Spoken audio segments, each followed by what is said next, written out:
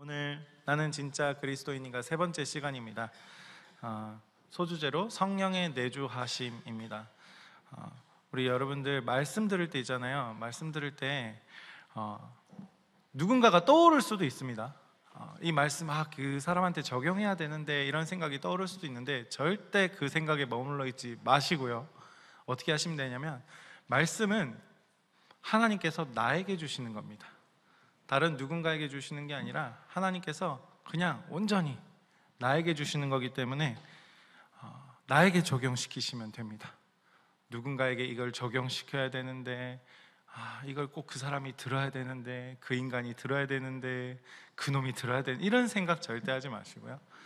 이거 본인이 깨닫지 못하면요 결국엔 어떻게 되냐면 삶에서 그냥 깨닫게 됩니다. 살다 보면은 저절로 깨닫게 됩니다. 오늘도 이제 어떤 한 사람과 이야기를 나눴는데 이제 삶에서 두드려 맞으니까 말씀이 이런 거였군요.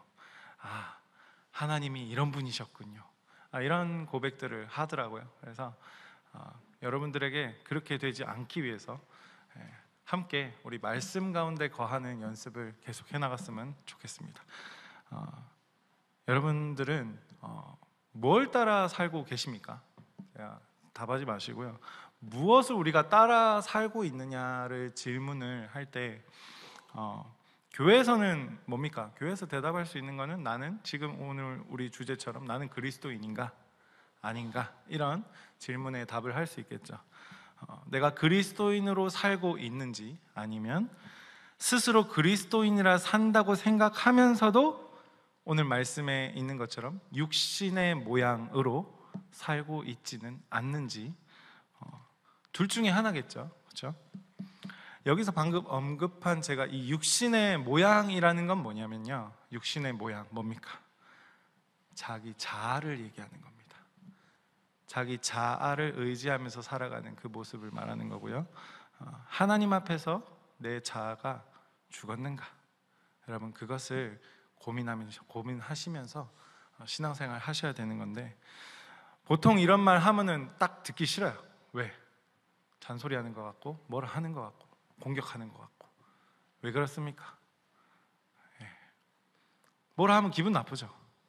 감정이 올라옵니다. 근데 부모가 자식한테 왜 뭐라 할까요? 사랑하니까. 하나님도 말씀을 통해서 우리한테 좋은 것만 말씀해 주시지 않더라고요. 필요한 것을 말씀해 주시는 거지 우리에게 우리가 원하는 것들을 주시지는 잘 않더라고요. 물론 우리에게 정말 필요하고 때로는 우리가 진짜 원하는 것을 주시기도 합니다. 마치 이제 제가 예전에 예를 들었던 것처럼 아기가 칼을 달라고 부모님한테 뗐으면 이제 부모님은 어떻게 합니까? 자녀한테 못 주나요? 줄 수 있거든요. 어떻게 줍니까? 장난감 칼을 줍니다. 장난감 칼을 딱 쥐어주면서 아이에게 얘다 이러면은 아이는 어떻게 합니까? 우리 엄마 최고, 우리 아빠 최고 이거죠. 하나님 그렇게도 하신다라는 거예요. 그럼 우리는 그 장난감 칼을 가지고 이제 바라보면서 정말 내 부모는 나를 사랑하는구나. 정말 우리 하나님은 나에게 필요한 것을 주시는구나 라고 그렇게 생각하면서 이제 하나님과 관계된 것처럼 우리가 생각하며 살아가고 있을지도 모른다라는 거죠. 보통 이제 사춘기 자녀도 그렇고요. 부모의 말보다, 저도 사춘기를 겪었어요. 부모의 말보다 제 생각이 옳더라고요. 내가 하고 싶은 대로 했고요. 저는 그래서 실제로 집에 잘 안 들어갔어요. 사춘기 때는. 어디서 지냈냐? 영광이란 친구 집에서 거의 1년 동안 살았습니다.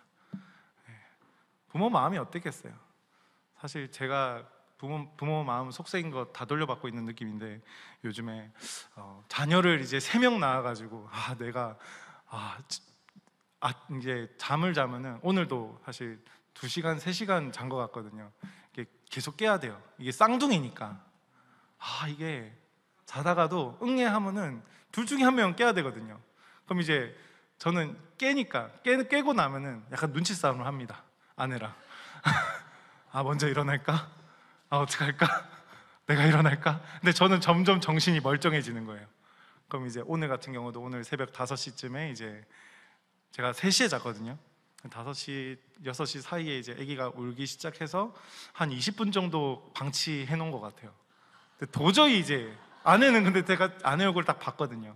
아내 얼굴 딱 보니까 너무 깊이 잠들어 있는 거예요. 그래서 그래, 내가 아이를, 그래 내 사랑하는 아기니까 내가 챙겨야 되겠다. 항상 아내가 챙깁니다. 제가 잘 못 챙깁니다, 요즘. 근데 이제 그렇게 해가지고 잠도, 그러고 나서 이제 몇 시간 또 한두 시간 자고 또 일어나서 생활하고 있는데, 무슨 얘기하다가 이 얘기가 나왔습니까? 네? 뭐라고요? 네. 부모가 나를 이렇게 키웠구나. 와, 진짜 감사합니다. 네, 우리 엄마 아빠 저를 정말로 사랑하셨겠죠. 제가 이렇게 건강하게 살아있는 거 보니까 그런 것 같습니다. 네. 그래서 우리가 좀 더 자라나다 보면은, 아기 때도 그렇지만 계속 이제 성장하다 보면은 부모 말 듣기 싫어요. 저도 그랬어요. 부모 말 인정하기도 싫고요. 그래가지고 이제 밖에 이제 살고 혼자 또 이제 몸은 다 컸지만은 마음이 이제 다 크지 않은 상태로 사회에 나갑니다. 그럼 어떻게 됩니까? 문제가 터집니다. 문제가 터지면 또 이제 저는 또 방황도 좀 했어요. 여러분 방황 해보셨습니까? 방황하다가 여기 오신 분 많죠? 제가 그 방황의 끝은 없겠지만은 그래도 뭐 방황이라고 했을 때 저도 꼰대처럼 들릴지 모르지만 한가닥 하거든요. 어쨌든 저를 아시는 분은 아시겠지만 그렇게 하고 이제 살다 보니까 부모 말이 옳더라. 지나고 나니까, 맞고 나니까 그렇더라고요. 하나님 말씀 틀린 게 하나도 없구나. 성경에서 이 말하는 이 의미를 내가 진작에 내 마음 가운데 받아들였다면 덜 맞았으려나? 그런 생각도 막 들거든요. 근데 그 소위 그런 말 있잖아요. 지라의 총량의 법칙이라고. 저에게도 그 총량의 법칙이 있더라고요. 어쨌든 그래서 우리가 하나님 앞에 평생 동안 사춘기 자녀처럼 이렇게 지내진 않을까, 이런 생각을 좀 해봤어요. 우리 안에 완악함이라는 게 있거든요. 마음 가운데 이 성령님과 동행하지 않으면은 생기는 마음들이거든요. 그럼 완악함이 그게 어떻게 나타나냐면 내가 결정하고 내 마음대로 살고 이런 것들이 있죠. 그러니까 이런 모습들로 나타난다라는 겁니다. 근데 하나님께서 어떻게 하시냐면 그런 모습을 치실까요? 바로 안 치세요. 안 치더라고요. 바로 어떻게 하시냐, 내버려도 보시고 가만히 제가 선택하는 것에 제가 걸려 넘어지게끔 내버려 두시기도 하고요. 그러다가 어떤 사람을 딱 보내가지고 열받게 하기도 하고요. 또 어떨 때는 나와 동일한 마음, 나와 너무 합한 마음이다 라고 생각하게끔 만드는 그런 사람을 만나게도 하시고요. 나에게 딱 좋은 상황을 주셔가지고 이건 진짜 하나님이 일하신 거야 라고 생각하게 장난감 칼을 주어주시는 경우도 있더라는 겁니다. 그래서 하나님께서 하신 일들이 너무 다양한데, 하나님께서 잔소리도 하시고 화내기도 하시고 다그치기도 하셔요. 근데 이 하루 이틀이 아니라 우리가 인생 전반에 걸쳐서 하나님 속을 평생 동안 썩이고 있다라는 것은 여러분 어떻습니까? 사실 아닙니까? 우리의 신앙생활 가운데. 그럼에도 불구하고 하나님께서 오늘 우리에게 또다시 이 말씀을 주셨다라는 겁니다. 그래서 우리가 이 말씀을 받아들일 때 이 말씀은 하나님이 나에게 주신 것이다 라고 받아들이는 그 마음이 여러분들 삶을 살면서 덜 맞는 지름길입니다. 같이 한번 보실 때 누군가가 여러분들에게 질문을 한번 한다고 합시다. 당신은 그리스도인입니까? 라고 했을 때 여러분 어떻게 생각이 드십니까? 사실 준비가 안 된 질문이죠. 갑자기 우리에게 당신은 그리스도입니까? 라고 질문해봤자 이거보다 황당한 질문이 있을까요? 하나님께서 우리에게 어떻게 질문하셨을까? 어떻게 말씀하고 계시는 걸까? 오늘 같이 한번 배워봤으면 좋겠어요, 여러분들. 하나님께서는 어떤 분이십니까? 한 분이시죠. 한 분이신데 세 위격으로 나뉩니다. 어떤 하나님입니까? 성부 하나님, 성자 하나님, 성령 하나님. 성자 예수님이죠. 네, 성령 하나님. 근데 오늘 성령 하나님에 대해서 우리가 함께 배워왔으면 좋겠어요. 말씀 가지고. 성령 하나님께서는 우리의 삶에 어떻게 개입하시고, 성령 하나님께서 더 나아가서 성령 하나님과 함께 하는 사람은 어떤 삶을 살게 되는 것인지 우리가 말씀을 통해서 아주 짧고 깊게 배워봤으면 좋겠어요. 소위 여러분 교회를 다닌다라고 했을 때 교회를 다니는 것이 마치 그리스도인이다라는 수식어처럼 우리 사회에 그렇게 되어 있죠. 근데 실상은 교회 다니는 사람 모두가 그리스도인일까요? 아닐 수도 있다라는 거죠.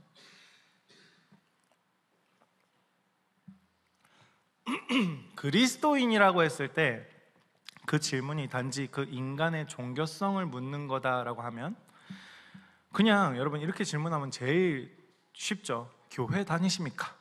이렇게 질문하면 제일 쉽잖아요. 근데 뭐 예를 들어서 이것도 그렇습니다. 묵상하십니까? 이것도 여러분 이 질문을 딱 받았을 때 어떤 느낌이 드십니까? 묵상 이번 주 5번 다 하셨습니까?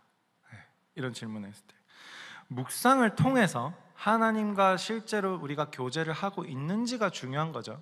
근데 이 묵상하는 것 자체가 하나님과 교제한다는 전제가 되지 않는다라는 겁니다. 묵상은 뭡니까? 묵상 뭡니까?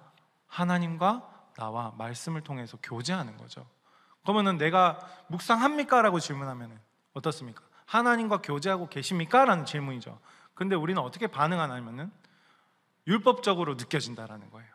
묵상합니까? 라고 했을 때 안 했는데 네. 우리 묵상하더라도 하나님과 교제 안 할 수도 있습니다. 못 할 수도 있습니다. 네. 그건 성령님이 깨닫게 해주셔야 가능한 거다라는 겁니다. 예배도 마찬가지입니다. 예배 여기 다 앉아있지만은 하나님과 교제 못하는 사람도 있을 수도 있습니다. 자기 생각에 갇혀있는 사람은 하나님과 교제가 안 됩니다. 그저 하나님이 주시는 장난감 칼만 바라고 있을 뿐인 거죠. 우리가 그리스도인이라는 질문을 하기 위해서는요, 그리스도인입니까? 라는 질문도 좋지만은 성령님이 계십니까? 라는 질문이, 여러분 안에 성령님이 계십니까? 라는 질문이 더 오늘 말씀에 의거한 성경적인 질문이지 않나 이런 생각을 합니다. 질문의 의도도 단번에 파악되는 거죠. 성령님이 여러분 안에 계십니까? 여러분 근데 그리스도인입니까? 라는 질문과 성령님이 여러분 안에 계십니까? 라는 질문은 동일한 질문입니다. 그리스도인은 그 마음 가운데 성령님이 계시기 때문이죠.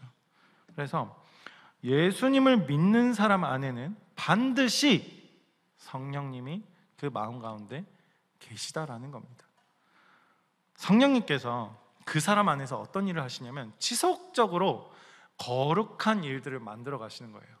거룩한 일들이라는 건 뭐냐면 우리가 생각하는 그런 신령해 보이고 거룩해 보이는 그 거룩이 아니라 내가 무언가 막 깨달음이 있는 게 아니라 거룩한 그 일을 성령님이 하시는 것은 그 일을 통해서 하나님을 더 깊이 알게 되는 겁니다. 성령님이 하시는 거룩한 일은 그 나에게 있는 성령님이 하시는 거룩한 일을 통해서 어느 방향으로 가냐면 나에게 초점이 맞춰지는 게 아니라 하나님께로 초점이 맞춰지는 곳으로 가는 게 성령님이 하시는 나에게 일어나는 거룩한 일이다라는 거죠. 그렇다면 여러분 어떻습니까? 여러분 삶 가운데 성령님이 하시는 거룩한 일들이 여러분 느껴지고 계십니까? 너무 분명하게 느껴지시지 않습니까? 내가 원하는 것이 얻어지지 않고, 그렇잖아요. 내가 하고 싶은 것들이 내 마음대로 되지 않고 내가 원하는 상황이 주어지지 않는 것들, 여러분, 그 상황을 누가 허락하시는 거냐라는 거죠. 누굽니까? 하나님이에요. 분명하게, 너무 분명합니다. 하나님이 허락하신 거예요. 그러면은 여러분들에게 진행되지 않는 답답함과 뭔가 불편함과 어려운 일들이 연속이 되는 과정 중에 있다는 것은 분명하게 성령님께서 여러분 삶 가운데 너무 깊이 개입하고 계시다라는 그 증거입니다. 물론 일이 잘 풀리는 것도 하나님의 도우심입니다. 그러나 일이 안 되는 것도 성령님이 여러분에게 거룩한 일로서 하나님을 알게 하기 위한 너무 우리에게 딱 알맞은 도구로서 개입하고 계시다라는 거죠. 그래서 중요한 건 내 생각대로 내가 원하는 대로 흘러가는 게 아니라 하나님께서 그 과정을 통해서 나뿐만 아니라 우리 모두가 하나님을 바라보게 하고자 하는 그 하나님의 계획이 있다라는 거예요. 분명하게. 여러분 반응 뭐 없으셔도 좋습니다. 하나님을 바라보는 사람이 분명히 있을 겁니다. 하나님께 우리가 나아가면 되는 겁니다. 우리의 마음이 어디에 있으면 된다고요? 하나님에게 있으면 된다고요. 내가 이해되지 않는 상황, 내가 답답한 것들, 여러분 삶을 살다 보면은 더 많아요. 저 보세요. 밤에 2시간 안에 또 일어날 줄 제가 알고 잤겠습니까? 모르고 잤거든요. 알았으면 더 그냥 빨리 올라가서 빨리 잤겠죠. 우리 마음대로 되는 게 하나도 없는 거예요. 이 바울이 로마서를 쓸 때 당시만 해도 동일해요. 바울 교회를 사랑하고 하나님을 사랑하고, 물론 로마에 있는 교회를 바울이 세우진 않았지만 바울은 사랑했던 거예요. 고린도에서 이 바울이 이 당시 어떤 시대였냐면 예루살렘으로 가기 직전이었어요. 그가 아직 로마에 한 번도 가보지 못한 상태거든요. 이 로마서를 쓰는 것은. 그곳에 근데 이미 복음으로 세워진 그 교회가 있었다라는 거예요. 바울 입장에서는 너무 하나님 앞에 감사한 일이죠. 그런데 이 로마 교회가 좀 특별했어요. 어떻게 특별했냐면 유대인 신자들과 이방인 신자들이 함께 모여있는 그런 교회였다라는 겁니다. 처음에는 유대인 신자들 중심이었는데 이 글라디우스 황제 유대인 추방령으로 인해서 로마에서 쫓겨나가지고 그 사이에 이방인 신자들이 로마로 이제 흘러들어와서 이 두 공동체가 하나의 교회를 이룬 상황입니다. 근데 여기서 유대인들이 다시 추방해서 돌아오자 이제 교회 안에 긴장이 생긴 거예요. 어떤 긴장이 생겼냐? 유대인들은 뭐라고 말하고 있냐면 하나님의 백성은 율법을 지켜야 하지 않습니까? 이방인들은 뭐라고 합니까? 예수님을 믿으면 되지 굳이 율법을 지켜야 됩니까? 이 주장이 팽팽하게 맞서고 있는 상황이다 라는 겁니다. 자, 이거 누가 허락하신 겁니까? 하나님이 허락하신 거예요. 희한하죠. 우리 역사를 통해서도 이런 것들을 봅니다. 즉 이제 행위로 의롭게 되려는 사람들과 은혜를 값싸게 여기는 그 사람들에 의해서 교회가 이제 갈등이 있었던 거예요.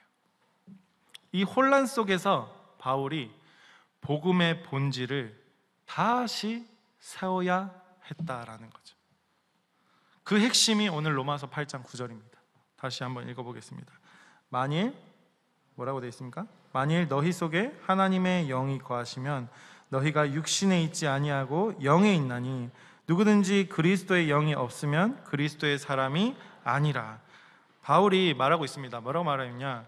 참된 그리스도인은 율법으로 구별되는 게 아니라 성령이 거하시는 사람이다. 분명하게 못 받고 있습니다. 그러면은 이 유대인들, 율법 중시하는 유대인들과 굳이 율법이 필요합니까? 라고 말하는 이방인들 중에 누가 성령이 거하시는 사람입니까? 이 당시에 다 아니었다라는 거죠. 그래서 바울이 이 본질을 던진 겁니다. 단지 이거 교리만을 설명할 것이 아니라 혼란한 그 당시 시대 배경에서 무엇이 진짜 신앙인가를 보여주는 바울의 편지였다라는 겁니다. 저도 로마서를 통해서 복음의 본질을 깨달았어요. 사실 신학교에서도 공부하면서도 함께하는 교회에서 배우면서도 로마서를 통해서 복음이 이것이구나 분명하게 선명해졌습니다. 그래서 오늘 본문이 단지 1세기 로마 교회를 위한 것이 아니라 오늘 우리에게도 주시는 하나님의 메시지인 줄 믿습니다. 신앙의 기준이 외형이 아니라 감정이 아니라 하나님의 영이 내 안에 거하시는가, 이것이 문제입니다. 여러분, 하나님의 영이 내 안에 과연 진짜 살아 숨쉬고 있으십니까? 있으십니까? 본론에서 제가 구체적으로 다룰 건데, 그럼 거룩한 감정, 제가 2주 동안 계속 말씀으로 전해드렸죠. 거룩한 감정, 성령님이 내주하시는 사람에게 드는 감정이죠. 근데 그 거룩한 감정은 우리가 느끼는 필링, 그 감정이 아니라 제가 뭐라 그랬습니까? 말씀의 지식 가운데 느껴지는 그런 감정이다라는 겁니다. 기준이 있는 겁니다. 말씀 없이 우리가 그냥 예배드리고 기쁘고 이것이 거룩한 감정이 아니라고 제가 지난번부터 계속 말씀드렸습니다. 진짜 하나님을 믿는 사람 안에서 신앙이 어떤 방식으로 나타나는지, 이 거룩한 감정이 우리 안에서 여러분 스스로 나오는 게 아니거든요. 이거는 내가 뭔가 감동이 돼가지고 나오는 게 아닙니다. 여러분, 이런 것들 아마 겪어보신 분들도 있을 거고 겪어보실 분들도 있으실 건데, 진짜 인정할 수 없고 진짜 이해가 안 되지만은 받아들여지는 경우가 있습니다. 뭐 겪어보신 분 몇 분 없으신가요? 어쨌든 이게 거룩한 감정이라는 게, 거룩한 그 감정을 만들어내는 분이 있다라는 겁니다. 만들어내는 것은 내가 아닙니다. 만들어내는 분이 따로 있다. 그래서 사람은 스스로 이 거룩한 감정을 만들어낼 수 없고, 그 거룩한 감정을 가지려고 노력하기 전에 이 거룩한 감정이라는 것이 어떤 전제 조건이 있는지부터 여러분 파악하시는 게 좋은데, 간단하게 얘기해서 거룩한 감정은 성령으로 말미암은 중생의 결과, 그러니까 한마디로 거듭남입니다. 거듭난 자만이 이 거룩한 감정을 느낄 수 있다라는 겁니다. 나는 뭔가 도움이 필요합니다. 뭔가 부족하니까 하나님이 필요합니다. 내 감정을 잡아줄 누군가가 필요합니다. 이런 게 아닙니다. 그런 게 거룩한 감정이 아닙니다. 그거는 연민일 수도 있고 나를 낮추는 마음일 수도 있지만, 거룩한 감정은 분명하게 이 살아계신 하나님을 아는 지식으로서 비롯되는 겁니다. 즉 말씀을 통해, 이 말씀을 통한 지식이 있어야 거룩한 감정으로 이어진다라는 거죠. 제가 계속해서 말씀을 강조하고 있는데, 성경이 말하는 하나님을 여러분 알게 될 때요, 이 성령으로 말미암아 중생한 거거든요. 그게 바로 거듭났다라는 겁니다. 그러면 어떤 마음이 올라오냐면, 첫 번째로 하나님을 사랑하는 마음이 올라옵니다. 그게 첫 번째 반응이에요. 하나님이 사랑스러워집니다. 하나님을 사랑하게 됩니다. 그러면 자연적으로 어디로 넘어가냐면, 이전에 내가 진짜 좋았던 것들이 무가치하게 여겨집니다. 그리고 거룩해지고자 싶어하는 그 욕구가 올라옵니다. 생각이 변하는 겁니다. 그리고 삶의 존재 이유와 목적을 여러분 그래서 깨닫게 되는 거죠. 우리의 존재 이유와 목적은 하나님입니다. 인정하든 인정하기 싫든 하나님입니다. 그리고 마지막으로 우리가 은혜를 갈망하게 되는 거예요. 하나님 앞에. 근데 여러분, 이거를 가지고 싶다고 해서 가질 수 있는 게 절대 아니거든요. 여러분, 가지고 싶으신 분들도 계실 줄 알고 잘 모르겠는 분들도 있을 줄 아는데, 가지고 싶다고 해서 가질 수 있는 게 아니라 거듭남의 결과로서 하나님이 주시는 거예요. 이거는 이 모든 것이 행위가 아니라 존재를 제가 이야기하고 있는 겁니다. 여러분의 행위가 아닙니다. 이건 니고데모가 예수님에게 물은 것도 뭐냐면 행위예요. 거듭난다라고 예수님이 거듭나야 한다라 했을 때 니고데모가 어떻게 받아들였습니까? 존재가 아니라 행위로 받아들였죠. 어떻게 거듭나야 됩니까? 다시 엄마 뱃속 들어가서 다시 태어나야 됩니까? 이렇게 질문했죠. 그러니까 니고데모가 물은 것은 육신, 이 행위와 관련된 질문이고, 우리도 항상 이 행위에 초점을 맞추고 살아가는데 예수님은 뭘 얘기하고 있냐면 우리의 존재를 말하고 있다, 본질을 말하고 있다라는 겁니다. 오늘 우리가 이 성령님에 대해서 단순히 성령님을 어떠한 능력이나 어떠한 도구로 오해하는 경우가 있는데, 성령님은 어떤 분이냐면 자기 자신을 드러내길 원하지 않으세요. 사실은 우리가 계속 막 드러내보려고 해봤자 성령님 자체는 자기 자신을 드러내려고 하지 않으시고, 어떻게 하시냐면 성령님은 오히려 그리스도를 드러내길 원하시는 분입니다. 근데 성령님께서 어떻게 역사하시나, 그리고 마귀도 그것을 흉내낼 줄 압니다. 성경에서도 성령님의 능력이라고 보여지는 그런 일들을 사탄이, 이 마귀가 흉내내는 장면도 우리가 너무 잘 아는 구절 속에도 있습니다. 어떤 거냐?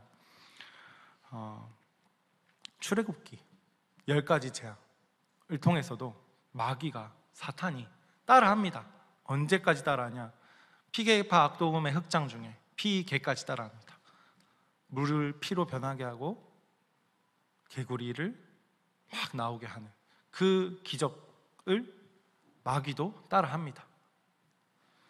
이들의 능력이, 이 마귀들의 능력은 뭐냐면 생명 창조나 이 질서 회복이 아니라, 이 마귀들의 목적은 뭐냐면 그냥 기적의 복제로서 기적을 복제하는 거죠. 이 성령의 능력은 생명을 살리고 회복하는 거지만은 마귀는 파괴와 모방이에요. 마귀는 그 누구보다 신앙생활 잘하는 것처럼 모방할 수 있습니다. 다 아는 것처럼 말할 수도 있습니다. 마귀도 하나님 압니다. 욥기에도 마귀가 하나님한테 허락을 받아가지고 욥을 시험하지 않습니까? 사람들은 하나님을 모르더라도 마귀는 하나님을 압니다. 희한하죠. 그러나 우리 마음 가운데 거룩한 그 감정이 없이 그저 행위만 모방하는 것도 우리가 마귀의 밥으로 살고 있는 건 줄도 모릅니다. 그래서 여러분, 나는 성령을 받은 사람인가? 아니면 내 마음을 마귀에게 내어주고 있지는 않는가? 여기서 또 여러분 꽂혀가지고 이거 뭐 나한테 얘기하는 거 아닌가? 그게 속고 있는 겁니다. 속지 마십시오. 그 표 하나 보여주시겠어요? 자, 성령의 역사와 마귀의 흉내를 나눴습니다. 근원은 어디입니까? 성령의 역사는 하나님, 마귀의 흉내는 사탄입니다. 목적은 뭡니까? 성령의 역사는 하나님의 영광과 생명의 회복, 마귀의 흉내는 뭡니까? 인간의 교만, 하나님을 대적하는 겁니다. 방식은 어떻게 합니까? 성령의 역사는 말씀과 진리 안에서 역사하고요, 마귀의 흉내는 어떻게 합니까? 속임수와 모방을 통해 미혹합니다. 근데 저 속임수와 모방이 더 거룩해 보입니다. 우리의 눈에는. 결과는 어떻습니까? 성령의 역사는 순종하고요, 회개하고요, 거룩으로 나아갑니다. 그런데 마귀의 흉내는 어떻습니까? 교만하고 혼란스럽고 타락으로 나아갑니다. 실제로 이 마귀는, 이제 넘겨주셔도 됩니다, 이 영적인 역사를 통해서도 사람을 미혹시키기도 해요. 실제로 예를 들어서 여러분 방언 아시죠? 방언. 제가 방언 반대주의자였습니다.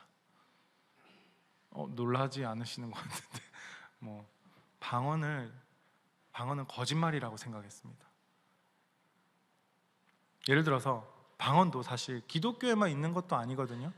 막 그 샤머니즘 막 이렇게 주술하시는 분들도 보시면 뭐 굿하시는 분들도 방언한단 말이에요. 마귀의 언어로.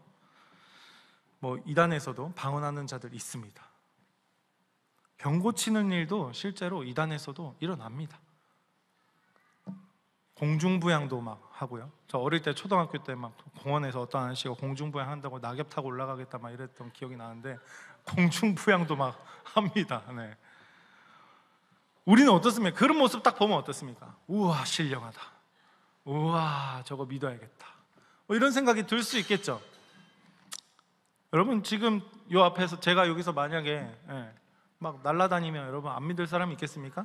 제가 이렇게 제 몸무게가 많이 나가는데 하나님이 저를 날게 해주시나면 여러분 믿지 않겠어요? 진짜 뭔가 은사가 있네 이러면서. 중요한 건 뭐냐면 우리가 이 말씀에 나오는 복음을 제대로 알고 믿는지가 중요한 거예요. 그 모습을 보고 믿는 게 아니라요, 나타나는 이 현상을 내 오감으로 느끼고 의지하는 게 아니라요, 말씀을 의지해야 한다라는 거예요. 저도 방언 반대주의자였는데 방언합니다. 네, 방언을 얻어버렸어요. 제 이름이 한어리잖아요. 제가 기도원 이름이거든요. 하늘산 기도원이라는 곳에 제가 태어나서 처음을 가봤어요. 엄마랑 같이 갔는데 거기에 있던 어떤 목사님께서 이런 질문을 하는 거예요. 제가 100% 막 정확하게 기억 안 날 수도 있습니다. 그런데 이런 질문을 하는 것 같더라고요. 방언을 믿지 않는 분이 있습니까? 이런 식으로 물어본 거예요. 그래서 제가 어떻게 했겠습니까? 또 순수한 마음으로 저거 진짜 가짜다, 번쩍 손을 들었죠. 앞으로 나오라는 거예요. 괜히 나갔어요 그때. 어쨌든 나가가지고 이제 따라 하라는 거예요, 자기를. 제 옆에 딱 제가 여기 서 있으면 제 옆에 이렇게 서가지고 뭔가 받을 자세를 하더라고요. 전 그런 건 줄도 몰랐어요. 그래서 이제 따라 기도를 하래요. 진짜 그래서 그때까지만 해도 제 마음이 완전 반대였거든요. 근데 그 목사님의 목소리가 기도 목소리가 탁 나오면서 제가 바로 넘어가면서 방언이 터졌습니다. 이게 정말 어떻게 표현할 수가 없는 것 같아요. 이런 체험은. 근데 중요한 거는 제가 이 방언 얻음을 통해서 깨달은 건 뭐냐면요, 여러분, 하나님께서 얼마나 급하시고 내가 얼마나 연약하면은 그거라도 줘가지고 하나님 믿게 만들었을까. 제가 그 방언 얻음을 통해서 신앙이 더 발전되고 전혀 없습니다. 전혀 관계없습니다. 근데 제가 다시 재해석된 건 뭐냐면, 하나님께서 나의 의지보다 하나님의 의지가 강하시구나. 지금 생각하면 그래요. 방언을 얻은 게 중요한 게 아니죠. 방언이라도 줘서 깨닫게 하고 싶으신 그 마음, 하나님의 마음. 얼마나 말씀을 안 보고, 얼마나 게으르고, 얼마나 자기 마음대로 살면은 그 기도원까지 부르셔가지고 방언이라도 줘가지고 이런 체험이라도 하게 해가지고 하나님이란 분을 조금이라도 알게끔 허락하셨을까. 지금 제가 재해석되는 바는 그겁니다.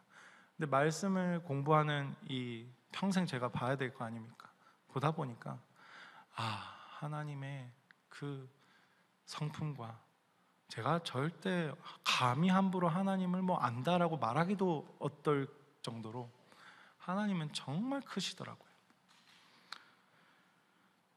이 신앙이라는 거, 거룩한 감정도 꼭 내가 사모해야 한다고 해서 얻어지는 것도 아니에요. 사실 뭐냐면 하나님께서 허락하셔야 된다라는 거예요. 여러분 인정하십니까? 인정? 인정. 아멘으로 대답하십니까? 인정하면 요즘 인정 넘어갔습니까? 그거 방언 얻은 것이 마치 내가 성령 받은 거라고 생각하는 사람들도 있잖아요. 솔직히 그런 교회도 있더라고. 방언 터지면은 방언 간증도 시키고 막 그런 데도 있는데, 모든 방언과 간증이 마귀의 역사라는 게 아닙니다. 하나님이 허락하신 것들이 있습니다. 중요한 것은 이 성령 체험을 이 방언으로 증명하려는 시도가 문제다라는 거죠. 요한일서 4장 1절에서 이렇게 얘기하고 있습니다. 사랑하는 자들아, 영을 다 믿지 말고 오직 영들이 하나님께 속하였나 분별. 감사합니다. 많은 거짓 선지자가 세상에 나왔습니다.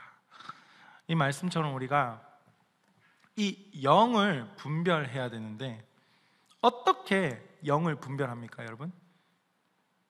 단 한 가지입니다. 말씀을 통해서 영을 분별하는 겁니다. 여러분의 느낌이나 여러분의 생각이나 여러분의 주장들이 분별할 수 없습니다. 말씀을 통해 분별해야 됩니다. 이 사람의 열심 또한 성령 충만과 비례하지 않는다라는 겁니다. 이 사실을 여러분 간과해서는 안 됩니다. 그렇다고 해가지고 뭐 아무것도 하지 말라는 얘기가 아니고요.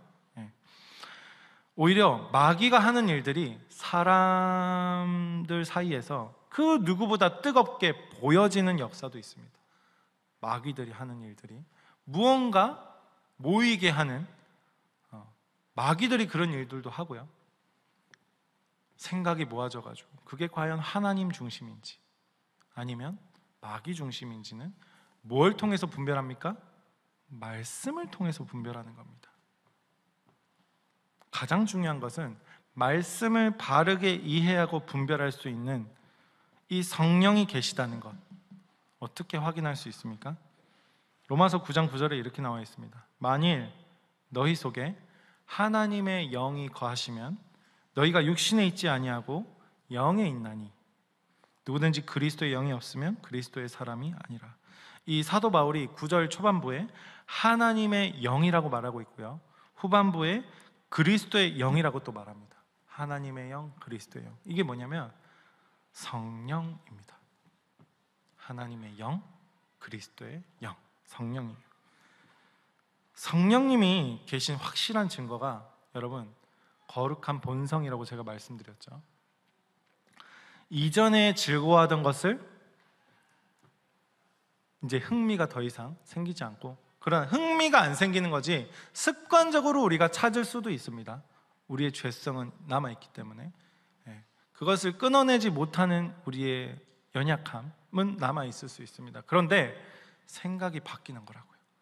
이전에 내가 기뻐하고 즐거워하던 것이 더 이상 나에게 정말 그것이 나에게 복음이 되지 않는, 그게 바뀌는 거거든요. 거룩으로 향한 갈망한 마음이 올라온다라는 거예요. 그리고 영원한 것을 바라보게 되는 겁니다. 이게 계속 여러분들 들으시면서 행위적으로 생각하시면 안 되고요. 여러분, 행위를 어떻게 해야 될까? 내가 행동을 어떻게 해야 될까? 그런 고민을 하실 게 아니라요, 제가 말씀드리는 거는 우리의 마음, 우리의 생각. 그러니까 내가 저 생각과 부딪힌다라는 것을 깨닫는 게 중요한 거예요. 내가 저 말씀과 부딪힌다, 내 생각이. 그게 시작이에요. 여러분들, 저와 이 말씀과 평생 우리는 내 안에서 싸워나가야 되는 거예요. 왜? 우리는 원래 하나님과 원수기 때문에. 우리 하나님의 백성 맞죠? 하나님이 불러주셨기 때문에. 그런데 우리 안에 남아있는 죄성은 계속해서 하나님을 거부합니다. 이거를 인정하셔야 돼요. 중요한 거는 우리가 그 마음이 없다는 사실, 이 거룩을 향한 갈망이 나에게 없다는 사실을 스스로 안타까워하는 마음이 있는가, 이겁니다. 이해가 되십니까? 예를 들어서 현실로 딱 가져왔을 때 나를 이해 못하는 그 사람, 내가 이해 안 되는 그 사람을 여러분, 나는 미워하지 않습니까? 여러분 어떻습니까?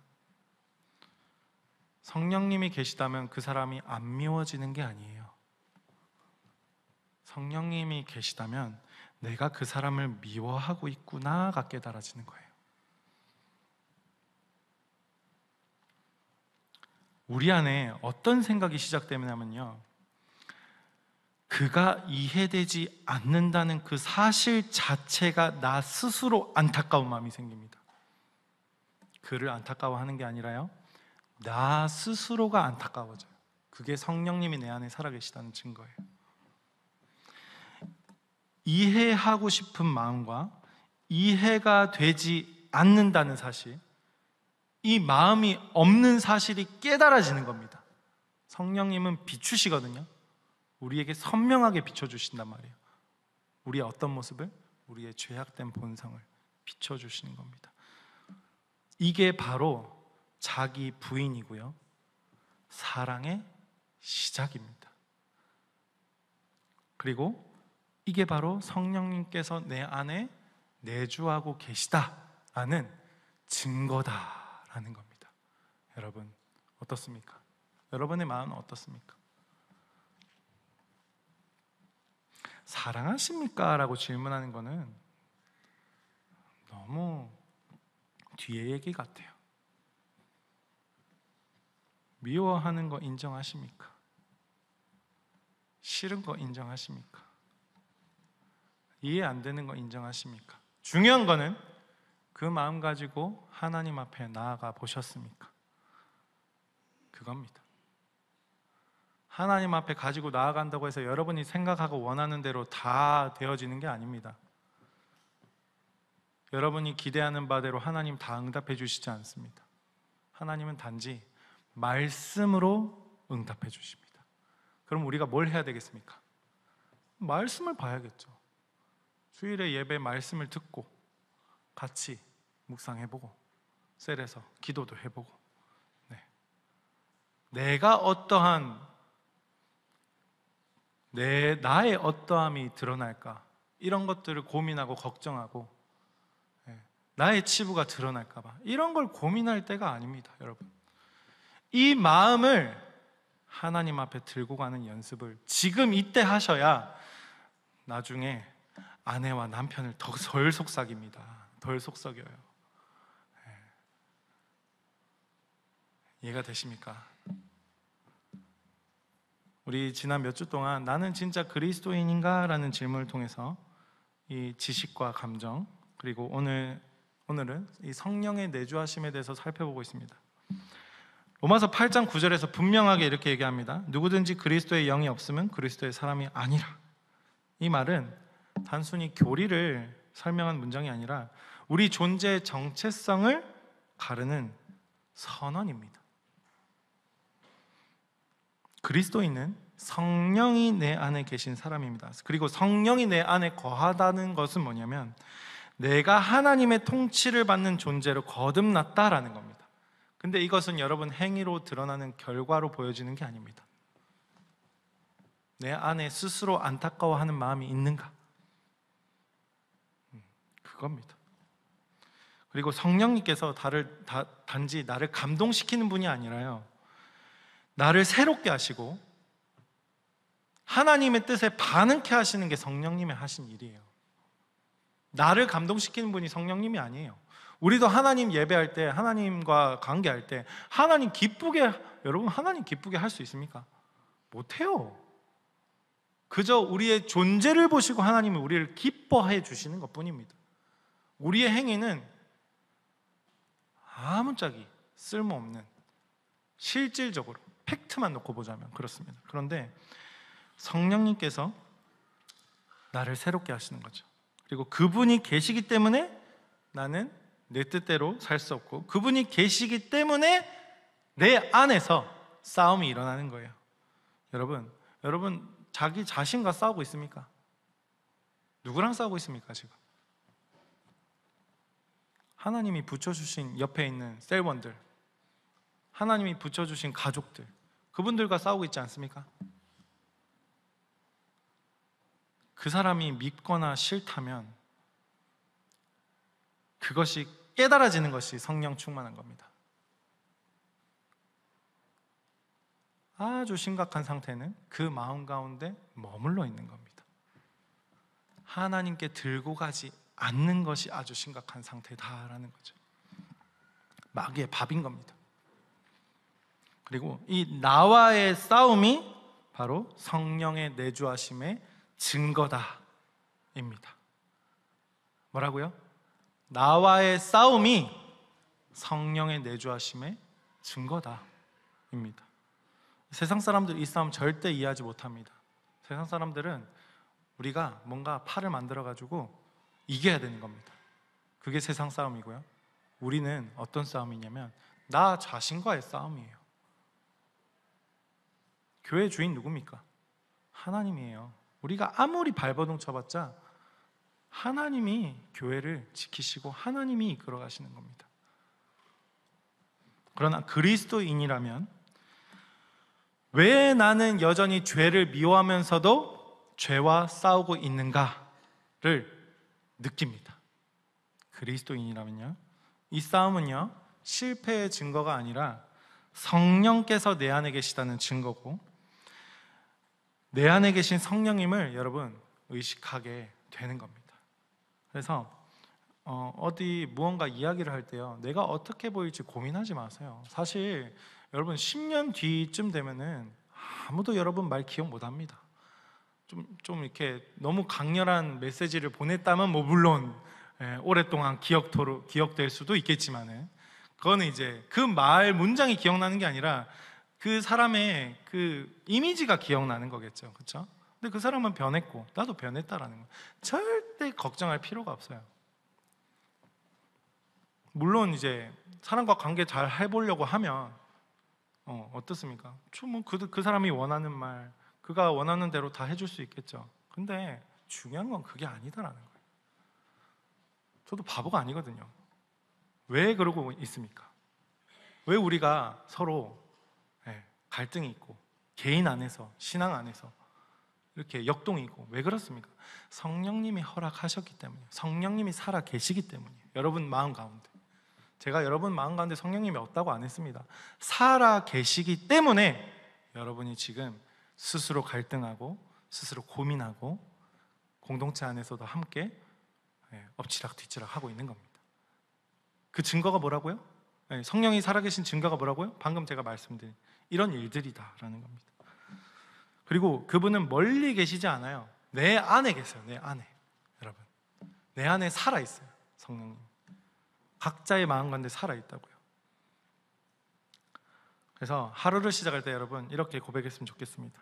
성령님, 같이 따라해볼까요? 성령님, 오늘도 제 안에서 일해주세요. 저는 한 번씩 아침에 새벽 기도 나갈 때나 아침 일어나면은 샤워하면서 임마누엘을 떠올립니다.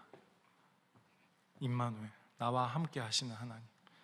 그 임마누엘이라는 단어를 생각하면은 위로가 돼요. 그냥 나 혼자가 아니구나.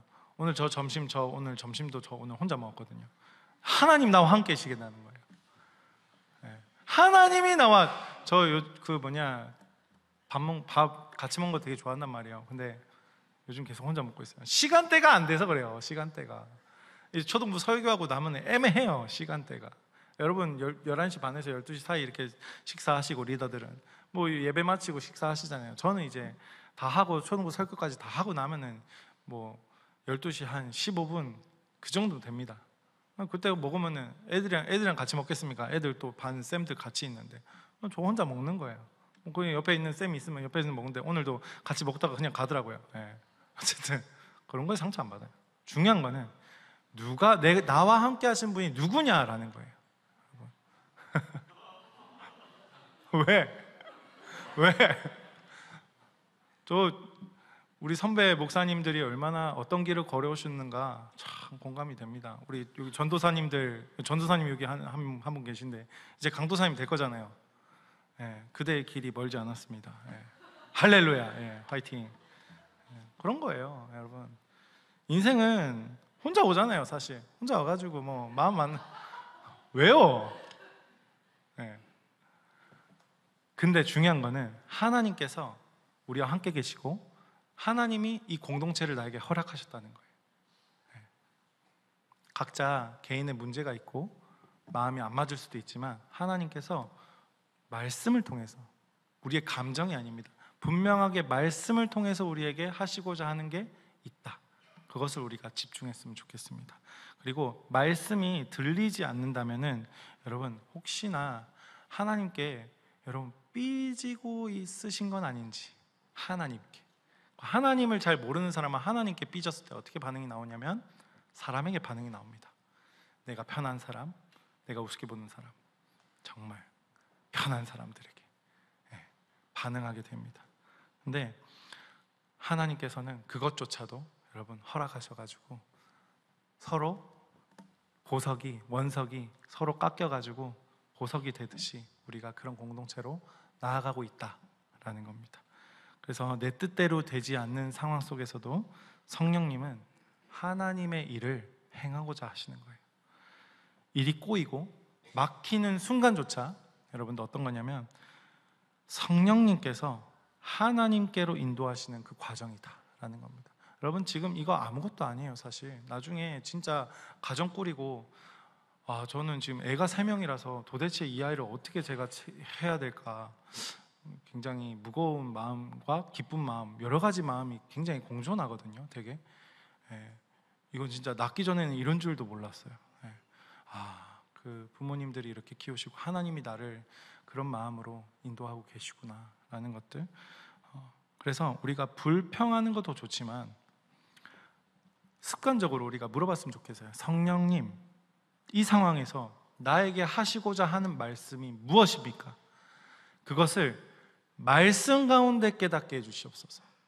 여러분 이렇게 하나님께 습관적으로 물으시면 좋을 것 같습니다. 그래서 성령이 여러분 마음에 있는 사람은요, 다른 사람을 판단이 올라오는 건 어쩔 수 없지만 우리가 이제는 선택할 수 있습니다. 판단을 선택할 것인가, 그 사람을 미워하기보다 사랑하기를 선택할 것인가. 그 선택 가운데 여러분 열매가 안 맺혀질 수도 있지만 하나님께서 그 여러분의 마음을 아십니다. 그리고 그 사람에게 기름 부으십니다. 그 사람을 쓰실 겁니다. 그 마음이 바로 거룩한 감정의 열매다라는 겁니다. 마무리하겠습니다. 참된 그리스도인은 성령이 내주하시는 사람입니다. 여러분 오늘 말씀 가운데 성령이 내주하는 것이 무엇인지 이해가 되었습니까? 아마 제가 제일 이해가 많이 되었을 것 같은데, 왜냐하면 제가 설교를 준비했거든요. 그래서 여러분들 같이 나누시면서 성령이 내주하는 건 뭘까? 저 말씀 가운데 하나님이 말씀하시는 게 과연 뭘까? 나에게 전하시는 게 뭘까? 이해가 되지 않더라도 같이 나누시면서 풍성해질 줄 압니다. 그래서 성령이 계신 사람은 넘어지더라도 다시 일어날 수 있습니다. 실패 속에서도 하나님을 향해 여러분 나아갈 수 있습니다. 그리고 그 성령은 나의 어떠함 때문에 받는 게 아니라요, 하나님께서 허락하신 사람에게 깨달아지게 되어 있습니다. 하나님은 그런 사람을 지금도 찾고 계십니다. 하나님께서 이 교회의 질서 가운데 한 사람 한 사람 깨닫게 하기를 원하신다라는 거 여러분 잊지 마시고, 오늘 우리의 질문은 되게 단순합니다. 어떤 거냐? 나는 교회를 다니는 사람인가? 아니면 성령이 내주하는 사람인가? 우리가 이 질문 앞에 겸손히 서서 날마다 성령께 자신을 내어드리는 우리가 되었으면 좋겠습니다. 우리 같이 기도하시고 찬양하시겠습니다. 하나님, 오늘도 우리에게 어떻게 보면은 어려운 말, 이해가 되지 않는 말씀을 주실 수도 있는 것 같습니다. 그런데 하나님, 지나고 나면은, 시간이 흐르고 나면은 하나님을 내가 너무 몰랐군요. 하나님, 너무 나의 고집대로, 내 마음대로 하나님을 안다고 착각하고 살았군요. 하나님, 나에게 붙여주신 사람에게 내가 하나님께 대하듯이 하지 못했군요. 우리가 이런 고백들을 할 때 하나님 절대 그때 네 왜 그랬니 안 하십니다. 그런 과정이 있었다 하더라도 하나님은 각 사람에게 필요한 것을 허락하신 겁니다. 여러분, 서로를 묵상하지 마세요. 자기 자신에게 스스로 자기 안에 들어가서 자기 죄를 발견하시고 하나님 앞에 엎드리십시오. 그게 여러분이 살 길입니다. 보소서 주님, 나의 마음을 선한 것 하나 없습니다. 그러나 내 모든 것 주께 드립니다. 사랑으로 안으시고 날 새롭게 하소서. 보소서 주님, 보소서 주님, 나의 마음을 선한 것 하나 없습니다. 그러나 내 모든 것 주께 드립니다. 사랑으로 안으시고 날 새롭게 하소서. 주님 마음 내게 주소서. 주님 마음 내게 주소서. 내 아버지 주님 마음 내게 주소서. 나를 향하신 주님의 뜻이 이루어지도록 주님 마음 내게 주소서. 주님 마음 내게 주시옵소서. 주님 마음 내게 주소서. 내 아버지 주님 마음 내게 주소서. 나를 향하신 주님의 뜻이 이루어지도록 주님 마음 내게 주소서. 주님 마음 내게 주시옵소서. 주님 마음 내게 주소서. 내 아버지 주님 마음 내게 주소서. 나를 향하신 주님의 뜻이 이루어지도록 주님 마음 내게 주소서. 아버지 당신의 아버지 당신의 마음이 있는 곳에 나의 마음이 있기를 원해요. 아버지 당신의 눈물이 고인 곳에 나의 눈물이 고이길 원해요.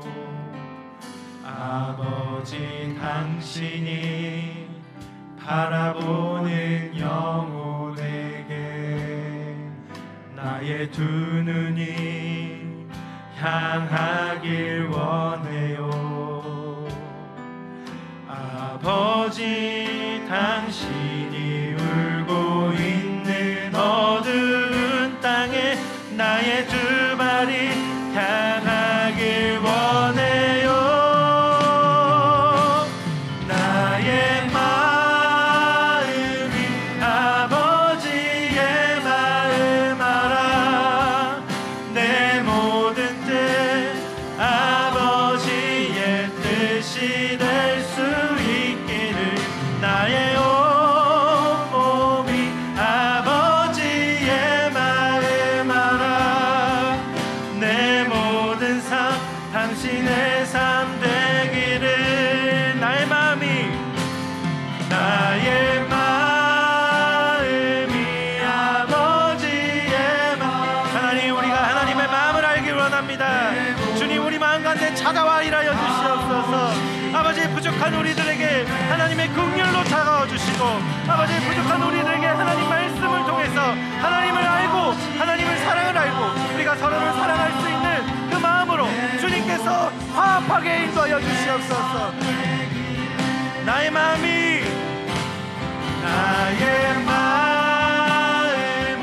아버지의 마음 알아. 내 모든 뜻 아버지의 뜻이 될 수 있기를. 나의 온몸이 아버지의 마음 알아.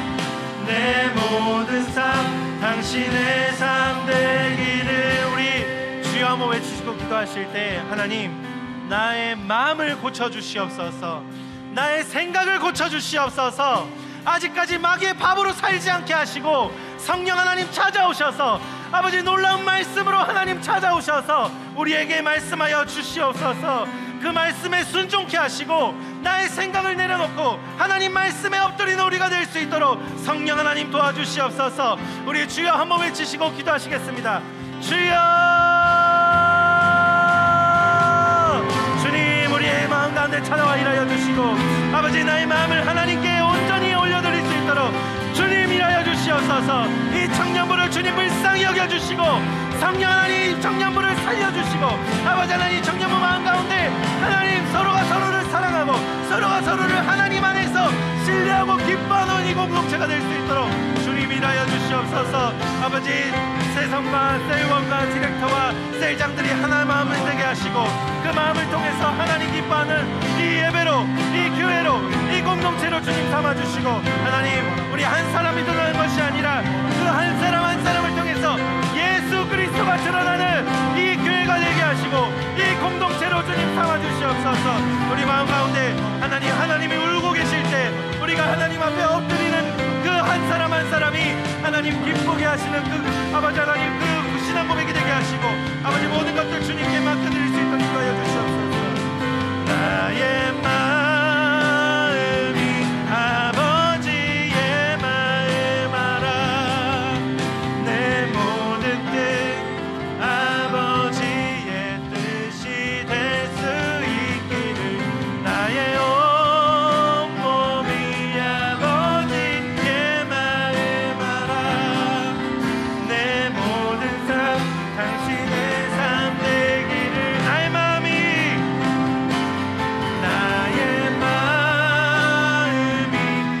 아버지의 마음 알아 내 모든 뜻 아버지의 뜻이 될 수 있기를 나의 온몸이 아버지의 마음 알아 내 모든 삶 당신의 삶 되기를. 그 하나님은 완전하신 분이십니다. 그 하나님께서 우리를 의의 길로 인도하실 줄 믿습니다. 완전하신 나의 주 의의 길로 날 인도하소서. 행하신 모든 일 주님의 영광 다 경배합니다. 우리 생각과 우리의 감정을 잠시 내려놨으면 좋겠습니다. 지금은 하나님께 영광 돌리는 찬송을 올릴 때입니다. 여러분이 올라오는 감정과 여러분이 올라오는 생각들 존중합니다. 그러나 하나님께서 지금 영광 받으시길 원하십니다. 우리의 믿음으로 반응했으면 좋겠습니다. 완전하신 나의 주 완전하신 나의 주 의의 길로 날 인도하소서. 행하신 모든 일 주님의 영광 다 경배합니다. 완전하신 나의 주 완전하신 나의 주 의의 길로 날 인도하소서. 믿음으로 반응하십시오. 행하신 모든 일 주님의 영광 다 경배합니다. 다 경배합니다. 예배합니다. 주님 예배합니다. 찬양합니다. 주님만 날 다스리소서. 예배합니다. 찬양합니다. 주님 홀로 높이 우리 두 손 높이 올려드리 하나님께 올려드리고 예배하겠습니다. 예배합니다. 찬양합니다. 주님만 날 다스리소서. 하나님께 합시다. 예배합니다. 찬양합니다. 주님 홀로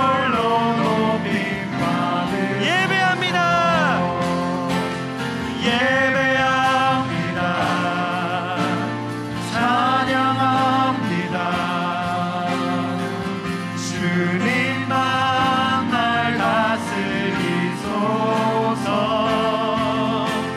예배합니다. 찬양합니다. 주님 홀로 높임받으소서. 예배합니다. 예배합니다. 찬양합니다. 주님만 날 다스리소서. 예배합니다. 찬양합니다. 주님 홀로 높임받으소서. 우리 주여 한번 외치시고 기도하실 때, 하나님, 나의 생각과 나의 감정, 나의 의지를 주님께 맡겨드립니다. 영으로 드리는 예배되게 하여 주시옵소서. 우리 주여 한번 외치시고 기도하시겠습니다. 주여, 아버지, 주님,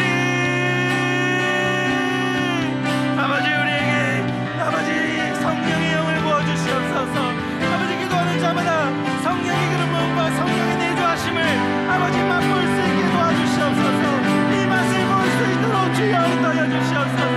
주님, 이것을 경험케 하시고 체험케 하셔서 말씀 가운데 거하게 하셔서 그 말씀으로 하나님이 하신 일들이 무엇이었는지, 나에게 왜 이곳에서 예배하게 하시는지, 나에게 왜 이런 상황을 허락하셨는지 깨닫게 하여 주시옵소서. 주여, 아버지, 주님, 예배합니다. 예배합니다.